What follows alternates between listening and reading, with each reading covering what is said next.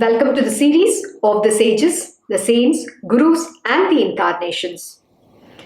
In this episode, I will be narrating the story and advent about Lord Dattatreya, the Supreme Master.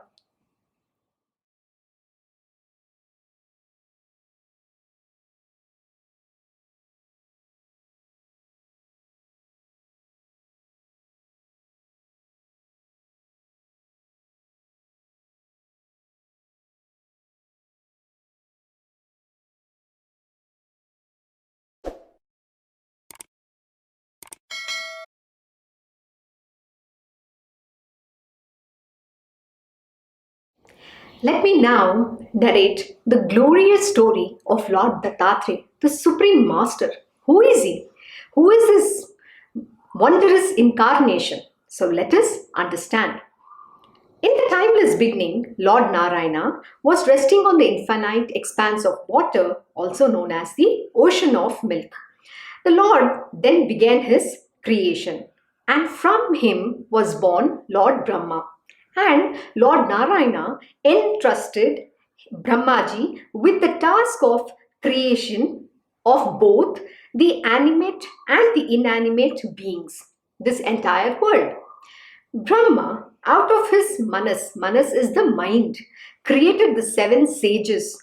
Atri Rishi was one of them, and so therefore they come to be known as Manasaputra, meaning the sons born out of the mind of Brahmaji. The name Atri also means one who has transcended the three gunas, that is the three modes of material nature, which is sattva, the mode of goodness, rajas, the mode of action, and tamas, the mode of inertia. Sage Atri married Anusuya, daughter of Kardama Prajapati.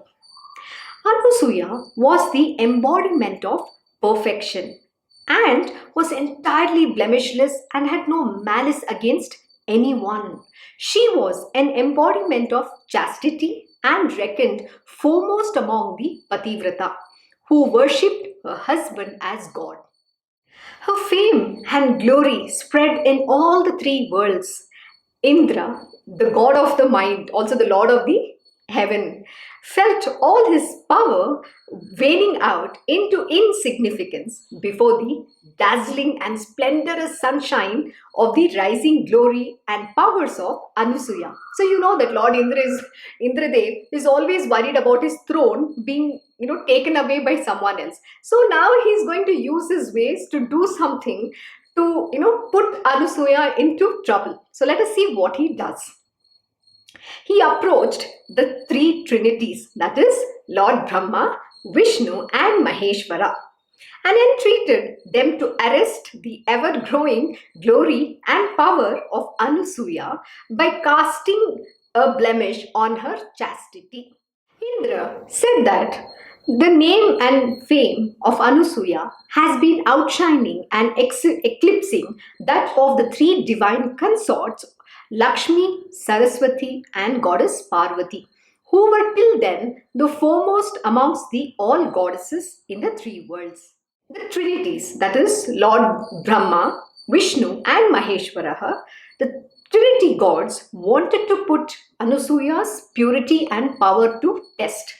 So they transformed themselves into mendicants and approached the hermitage of Atriya Rishi. They begged for alms. At the time, the sage Atri was not at home, and Anusuya extended hospitality to them. The gods in disguise made a strange request that the food be served by Anusuya without wearing any garment. Anusuya, perplexed at such a strange request, embarrassing and impossible condition, thought for a while to come up with a solution. Since Atithis, that is guests, cannot be turned away under any circumstances. Atithis are aspect of gods themselves. Praying to her husband, it flashed in her mind that if the guests were her babies and she their mother, she could feed them without donning a garment. Was her Conclusion. Her thoughts of a pure and chaste mind instantly became a reality. The gods in disguise turned into babies. She then fed them with all motherly love and solicitude and put them to sleep in a cradle. When sage Atri returned home, he was amazed to see his wife Anusuya fondling the three babies and singing to them lullabies on Upanishadic truths. Anusuya offered the children at the feet of her husband and said, "These children are the gift." The gift means datta of God to us. Atri Rishi, through his divine vision, realized who these children were really. He offered his prayers to them, and tears of joy started welling out from the sage's eyes, bathing the babies as an offering. The babies now assumed their real form and made appearance before the couple as Trinity gods, offered the couple the boon of asking anything they wished for. The couple prayed, "Let the joy you gave us as babies in our home become permanent and lasting reality. Make this humble cottage of ours your own home." The gods blessed the couple and fulfilled their wish. To Anasuya, Brahma was born as Chandra, Vishnu as Datta, and Maheshwara as Durvasa. The children grew up under the loving care of the parents, Atri and Anusuya. At the age of 8, after seeking permission from their parents to leave home, Chandra made way to his abode, while Durvasa for his penance and pilgrimage. Both of them, Chandra and Durvasa, merged their divine selves and power in their brother Datta.